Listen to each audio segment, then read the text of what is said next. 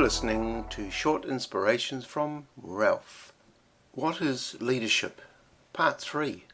Today I want to talk about one of the great leaders in history. His name is Moses, and I want to bring out why he would be considered a great leader. And the scenario is mapped out in Exodus chapter 18. He'd just taken 2 million people. He was the leader, the CEO, the senior pastor, if you like, of 2 million people. They'd just come out of Egypt. They'd been delivered out of Egypt.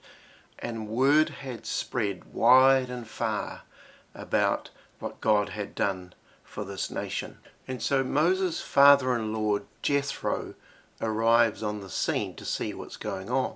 And he brings with him his daughter, Zipporah, who is Moses' wife, and the children. Jethro watches what's going on, and he sees that every day from early morning right through to the evening, Moses is hearing the complaints of the people. There are probably huge queues of people waiting to see Moses in his tent.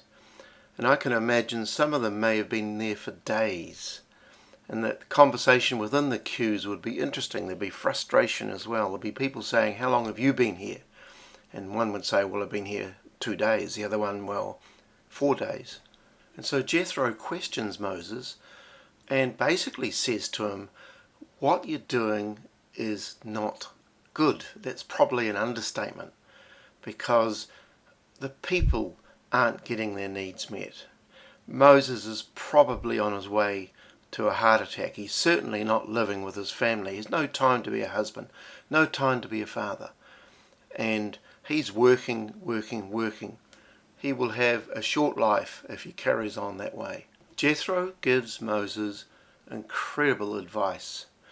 He turns him around from facing the people to facing God. On top of that, he advises Moses to share the load, to basically appoint a whole lot of other people and to delegate the work to them.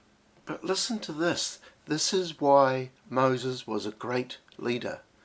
It says in verse 24 of Exodus 18, this is incredible, Moses listened to his father-in-law and did everything he said. And so here's the principle for you and I. A great leader takes advice. A great leader never stops learning. The best leaders are humble enough to let other people, other good people, wise people, into the room with them. And it says elsewhere in Scripture that Moses was one of the most humble people on the face of the earth. Scripture does say that God resists the proud and gives grace to the humble. Moses was humble enough to have his own father-in-law speak into his life. And if we are arrogant in our leadership, if we're proud, even God can't work with us. So if you want to be a great leader, be a person who learns all the time, who upgrades your skills through conferences, through professional development, through reading, listening. Gain as much as you can about this whole leadership stuff. Grow as a leader. I've found over the years that getting supervision while I was a senior leader in a church was absolutely essential, not only to your own growth as a person, but to your mental health. Some people may say, well, I just unload on my spouse. And a good relationship with him and her is absolutely vital. But to actually bring the burden, the whole load, onto a spouse may not be fair. They want to know what's going on, of course. But to unload on a supervisor is my recommendation.